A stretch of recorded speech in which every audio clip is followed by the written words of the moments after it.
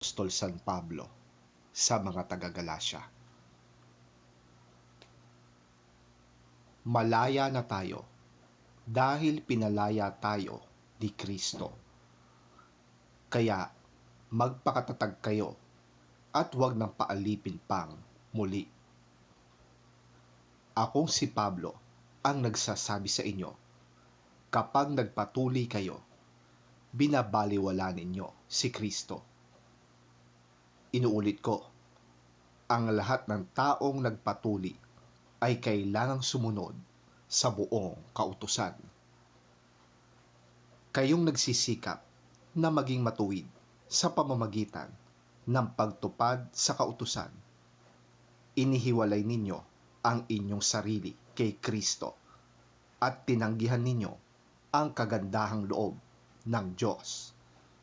Ngunit kami umaasa na kami magiging matuwid sa pamamagitan ng pananampalataya at ito'y sa kapangyarihan ng Espiritu Santo.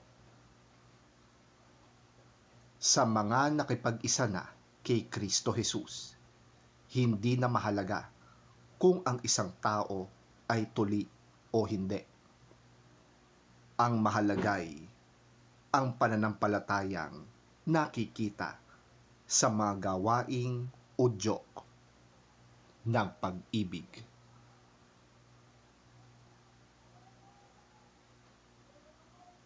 Ang salita ng Diyos. Salamat sa Diyos.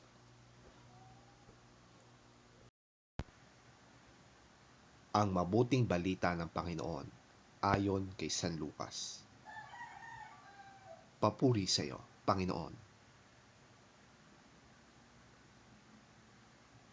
Pagkatapos magsalita, si Jesus ay inanyayahan ng isang Pariseo upang kumain sa bahay niya. Nagpaunlak si Jesus at dumulog sa hapag. Nagulat ang Pariseo nang makita niyang si Jesus ay hindi muna naghugas ng kamay.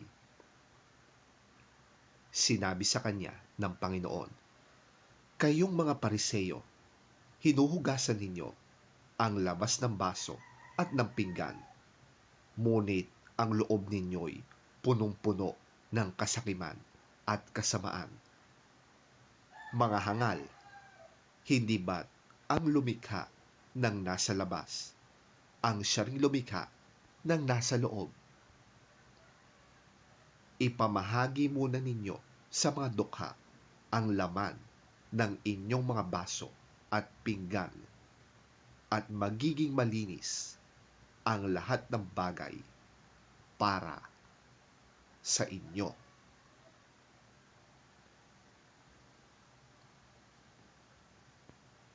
Ang mabuting balita ng ating Panginoon. Pinupuri ka namin, Panginoong Hesukristo.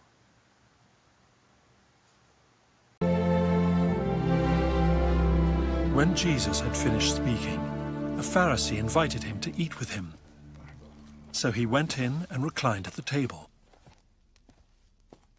But the Pharisee was surprised when he noticed that Jesus did not first wash before the meal. Then the Lord said to him, "Now then, you Pharisees clean the outside of the cup and dish, but inside you are full of greed and wickedness. You foolish people. Did not the one who made the outside make the inside also? But now, as for what is inside you, be generous to the poor, and everything will be clean for you.